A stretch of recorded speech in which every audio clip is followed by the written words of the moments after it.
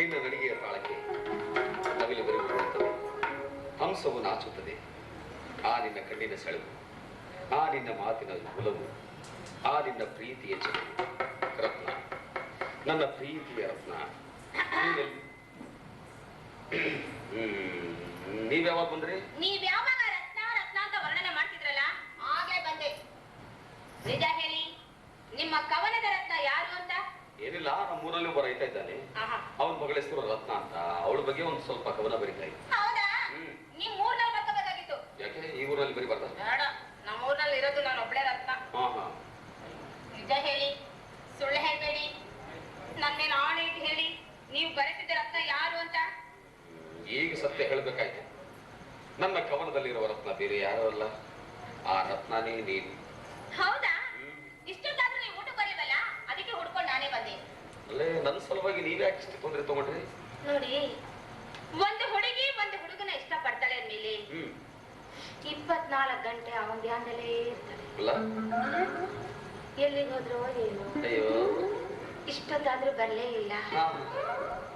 ಊಟ ಮಾಡಿದ್ರೋ ಇಲ್ವೋ, ಅಯ್ಯೋ ಪಾಪ, ತಿಂಡಿ ತಿಂದ್ರೋ ಇಲ್ವೋ, ಏನ್ ಕುಡಿದ್ರೋ ಇಲ್ವೋ, ಏನ ಮಜ್ಜಿಗೆ ಹಾಲು.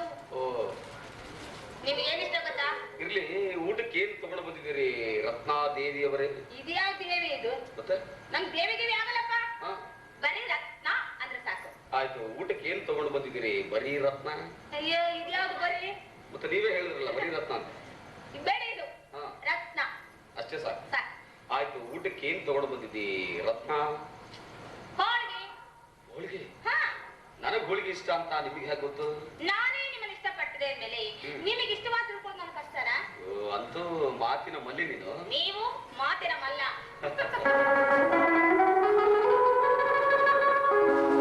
ಆಕಾಶದ ತಾರೆಯೋ ಬೆಳದಿಂಗಳ ಬಾಲೆಯೋ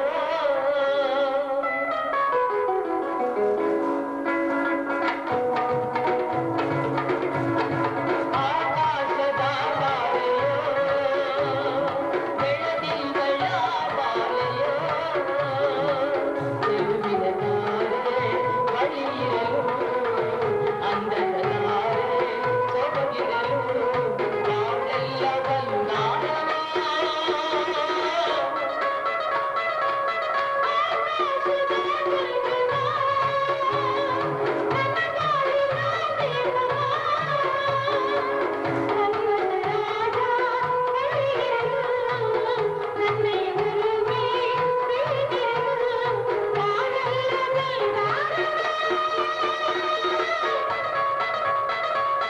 ಆಕಾಶದ ತಾರೆಯೋ ಬೆಳದಿಂಗಳ ಬಾಲೆಯೋ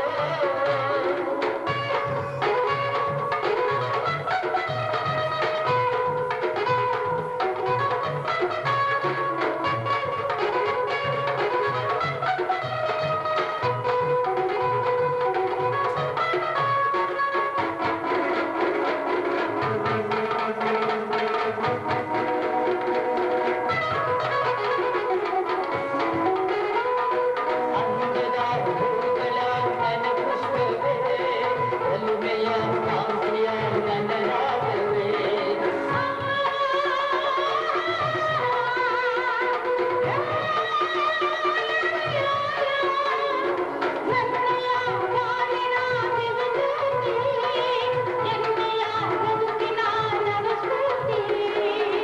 ತಿರುವಿನ ತಾರೆ ಬಳಿಯಿರಲು ಅಂದದ ತಾರೆ ಸೊಬಗಿರಲು ನಾಳೆಲ್ಲವನ್ನೂ ನಾಡವ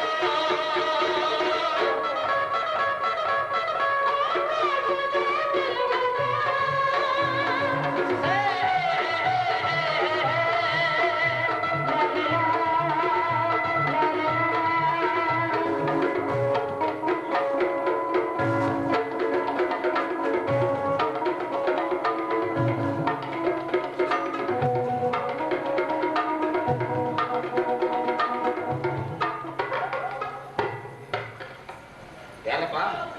ನಾನ್ರಿ ಸತ್ಯಪ್ರಿ. ನಮ್ ಚಿಕ್ಕ ಇಲ್ಲ ದೊಕ್ಕ. ಯಾವಾಗ ಬಂದದ್ದು? ನಿಮ್ಮದು ನಡೆದತ್ತಲ್ರಿ. ಇರ್ಲಿ ಮುಖ ಯಾಕೆ ಕುಚ್ಕೊಂಡಿದ್ದೀರಿ? ಮಣ್ಣು ಕೂಡಕ್ ಹೋಗಿದ್ದನ್ರಿ. ಅಲ್ಲೇ ಮಣ್ಣು ಮಡಿ ಆಗುತ್ತಾನ ನಿಮ್ಮನ್ನ ಮಾತಾಡ್ಸ್ಬಾರ್ದು ಅಂತ ನಿಂತಿದ್ದೆ. ಅಲ್ಲ ಊರಾಗ ಯಾರು ಸತ್ತಾರ ಸುದ್ದಿನಿಲ್ಲ ಒಟ್ಟು. ಇಲ್ವಲ್ಲ ದೊಡ್ಡ ಸಪ್ಪ ಸುಂದರಿ ಸತ್ರಿ.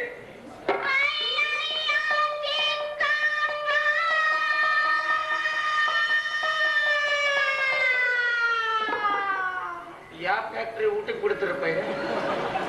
ಇದೆ ರತ್ನ ಸಿಮೆಂಟ್ ಫ್ಯಾಕ್ಟ್ರಿ ಊಟ ಕೊಟ್ಟೈತಿ. ಕೆರೆ ಅಲ್ಲ ಯಾವಾಗ ಸತ್ರು ಏನು ಒಟ್ಟ ಸುದ್ದಿನೇ ಇಲ್ಲ ಊರಾಗ. ಇದ್ದಕ್ಕಿದ್ದಂಗೆ ಹೋಗ್ಬಿಟ್ರಿ. ಹಾ ಇರ್ಲಿ, ಅವ್ರನ್ನ ಎಲ್ಲಿ ಮಣ್ಣು ಮಾಡಿದ್ರೆ?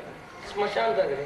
ಅಲ್ಲ ಎಲ್ಲಾರು ಮಾಡೋದಲ್ಲೇನೆ ಸ್ವಲ್ಪ ಅವರು ಎಲ್ಲಿ ಸಮಾಧಿ ಮಾಡಿದ್ರು ತೋರಿಸಿದ್ರೆ ನಾನು ಸ್ವಲ್ಪ ಶ್ರದ್ಧಾಂಜಲಿ ಅರ್ಪಿಸ್ಬಿಟ್ಟು ಅವ್ರಿಗೊಂದು ರೋಸ್ ಫ್ಲವರ್ ಇಟ್ಟು ಬರ್ತೇನೆ. ಮತ್ತ ಸೋತವ್ರು ಇತ್ತು ಸತ್ತಂಗಲ್ಲ. ಇವನ್ ಯಾವ ಇವ್ರು ಯಾರ ಜೀವನ ತಿಳಿಯಲ್ಲ. ಅದಕ್ಕ ಊರಾಗ ಮುಖ ತೋರ್ಸಕ್ ನಾಚಿಕೆ ಊರ ಬಿಟ್ಟು ಹೋದ್ರಿ ಅವ್ರು. ಯಾವ್ರಿಗೆ ಹೋದ್ರು? ಯಾವ್ರಿಗೆ ಹೋದ್ರು? ನನ್ನ ಮುಂದಂತೂ ಕಾಶಿ ರವೇ 12 ಲಿಂಗ ನೋಡಿ ಬರ್ತಾನೆ ಅಂತ ಹೇಳೋಗ್ಯಾರ. ಯಾಕ ಈ ಊರಾಗ ಲಿಂಗಗಳಿಲ್ಲ ಅಂತ? ಇಲ್ಲಿ ಇವೆಲ್ಲ ಭಿನ್ನ ಆಗಿರುವಂತ್ರಿ. ಮತ್ತ ಅಲ್ಲೇನು ಹೊಸ ಉದ್ಭವ ಆಗಿದವ? ಅದಕ್ಕ ಆತ್ಮಲಿಂಗ ಮುಟ್ಟಿ ದರ್ಶನ ಮಾಡ್ಕೊಂಡ್ ಬರಕ್ ಹೋಗ್ಯಾರಪ್ಪ. ಅವ್ರು ವಾಪಸ್ ಬರೋದು 3-4 ತಿಂಗಳು ಆಗತ್ತೆ. 3-4 ತಿಂಗಳು. ಒಳ್ಳೆ ಸುದ್ದಿನೇ ಹೇಳಿದಾನೆ ಇವನು ಬಾಯಾಗ ಹೋಳ್ಗಿ ತುರುಕುದ. ಬ್ಯಾಡಪ್ಪ ಯಪ್ಪ, ನನ್ನ ಕೈಯೇ ಕೂಡ ನಾನು ತಿಂತೀನಂತ. ಯಪ್ಪ ನೀನ ನಮ್ಮ ಅಪ್ಪಪ್ಪ ಅಲ್ಲ ಅವ್ವ, ಆ ನೀನ ನಮ್ಮ ಅವ್ವವ. ಅಯ್ಯ ಯಾರು ಮಾಡತ್ತಾರಪ್ಪ ಅವ್ರು ಬರುತ್ತಾನ ಈ ಕೂಸಿನ ಜೋಪಾನ ಮಾಡೋದು ನಿಮಗೆ ಕೇಳ್ಬೇಕು.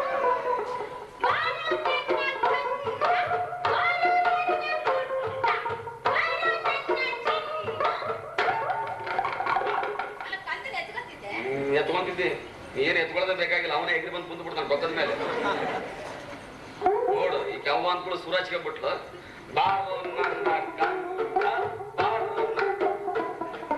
ನೋಡ ಕೂಸ್ ಎಷ್ಟು ಹುಷಾರೈತಿ.